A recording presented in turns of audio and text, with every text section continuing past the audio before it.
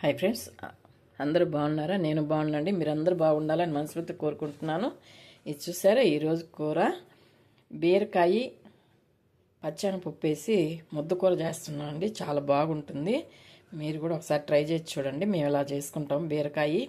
బీరకాయ రొయ్య పొట్టు కూర చేస్తాము, బీరకాయ పప్పు చేస్తాము, బీరకాయ రొయ్యలు చేస్తాము, పచ్చి రొయ్యలు.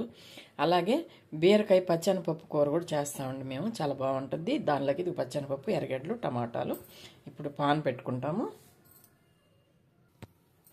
అండి. ఇప్పుడు స్టవ్ వెలిగించి పాన్ పెట్టుకుంటాము. వేడెక్కాక నూనె పోస్తాము. ఫ్రెండ్స్ చూసారా, వేడెక్కింది. ఇప్పుడు నూనె పోస్తాము.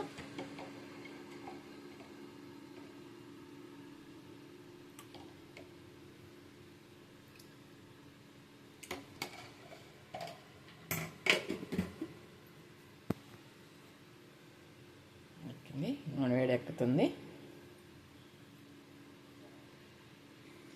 నూనె వేడెక్కింది. ఇదిగో ఒక 4 వేసాను, ఎక్కువేను. అంటే తీగూరలాగా కాకుండా కొంచెం. చూసారా, ఎర్రగడ్డలు,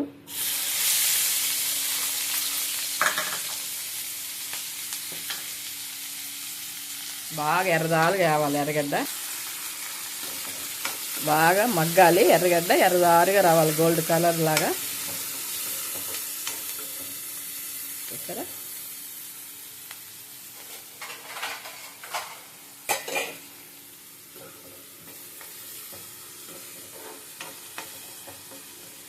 బాగా మగ్గాలి. ఇలా కరివేపాకు వేస్తాము. అంటే కరివేపాకు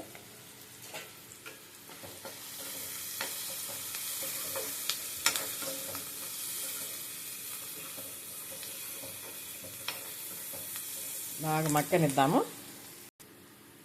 ఎర్రగడ్డ వాడిపోయింది బాగా. ఇప్పుడు అల్లం పేస్ట్ వేస్తాం. కొంచెం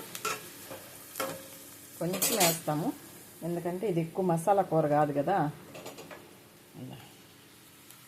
కొంచెం అంతే. ఎక్కువ వేస్తే మళ్ళీ అది ఎక్కువ మసాలా కూరలాగా అయిపోద్ది. అందుకని కొంచెం అల్లం పేస్ట్ వేసాను. ఇట్లా వాడాలి, బాగా కలుపుకోవాలి. బాగా ఇట్లాగా వాడింది. ఇప్పుడు టమాటా వేస్తాము. ఇది కూడా కొంచెం బాగా వాడిద్దాం. టమాటా సింపుల్గా అయిపోతుంది కూర, సింపుల్ కూర. ఇప్పుడు ముద్ద ఇచ్చేద్దాము. వాడిపోయింది. ఇప్పుడు బీరకాయ పచ్చెనపప్పు వేసేస్తాము. సరే, బాగా వాడిపోయింది. టమాటా కూడా బాగా మెత్తగా ఉడికిపోయింది.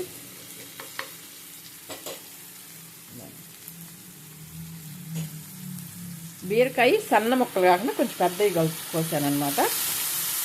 సన్న ముక్కలు కోస్తే మెత్తగా అయిపోతుంది మరీను. అప్పుడు పచ్చెనపప్పుకి దానికి బాగుండదు. అందుకని కొంచెం పెద్ద ముక్కలు. చూసారు కదా, ఈ సైజు ముక్కలు కోస్తాను. అవి వాడేలాగా కొంచెం చిన్నవి అవుతాయి. అందుకని ఇప్పుడు పచ్చెనపప్పు,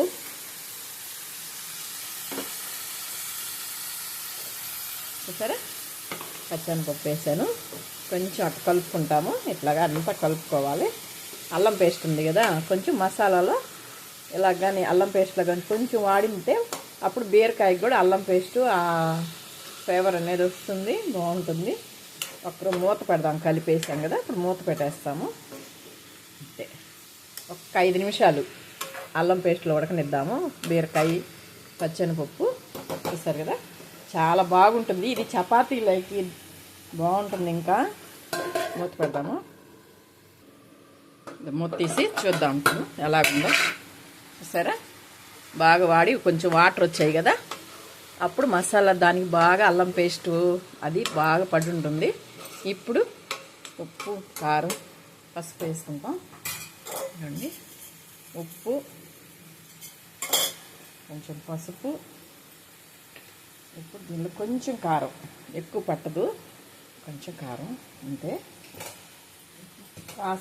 తర్వాత ధనియాల పొడి వేస్తాము. కొంచెం ఇట్లా కలిపేసుకోవాలి. వాటర్ వస్తూ ఉంది చూడండి, అందుకని ఎక్కువ వాటర్ కూడా పోసుకోకూడదు. ఇది అన్నంలోకే కాదండి, చపాతీలకు కూడా చాలా బాగుంటుంది ఈ కూర. చూసారు కదా, అన్నంలోకి కూడా బాగుంటుంది, చపాతీలోకి కూడా బాగుంటుంది. ఇప్పుడు ధనియాల పొడి కొంచెం వేస్తాము.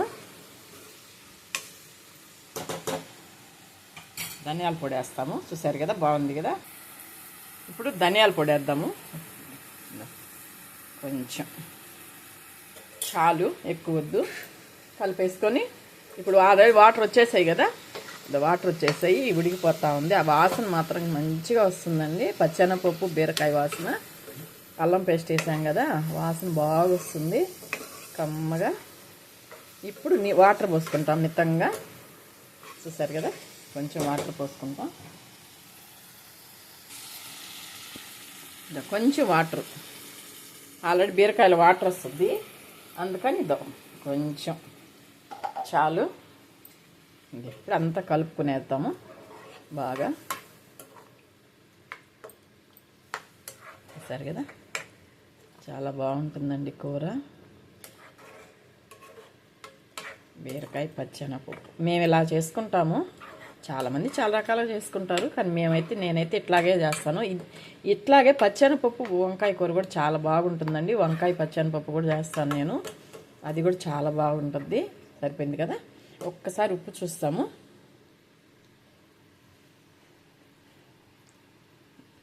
ఉప్పు కూడా సరిపోయిందండి, ఇంకేం వేయబడలేదు. అక్కడ ఉంటే వేసాను, సరిపోయింది. ఇంకొడికి పెట్టేసాడు మనం. ఒక 10 నిమిషాలు ఉడికితే, ఇప్పటికే ఆల్రెడీ బీరకాయ బాగా వాడిపోయింది. కాస్త ఈ నీళ్ళు ఇనికాక దించేసుకుంటాం, మూత పెట్టేస్తాము. సరే ఫ్రెండ్స్, చూస్తాము. మూత తీసి ఉడికిపోయింది. పచ్చెనపప్పు ముందు నానబెట్టుకున్న పప్పు కదండి, అందుకని త్వరగా ఉడికిపోతుంది. కొంచెం ముందుగా కూరలు అట్లా వేసుకోవచ్చు పచ్చెనపప్పు, కానీ కొంచెం నానబెట్టుకున్నాం అనుకోండి ఒక అరగంటగా ముందు, తొందరగా ఉడికేదానికి అవకాశం ఉంటుంది. లేకపోతే పప్పు ఉడకడానికి లేట్ అవుతుంది. చూస్తాము పప్పు ఉడికిందో లేదో. ఉడికిపోయిందండి. చూసారా, చాలా మంచి వాసన వస్తుంది, చాలా బాగుంటుంది కూర. ఇంకొక 5 నిమిషాలు ఉడకనిద్దాము. ఇప్పుడు చూస్తాము, అయిపోయింది. పప్పు కూడా ఉడికిపోయింది బాగా. ఇంకా బౌల్లో అయితే తీసేస్తాము.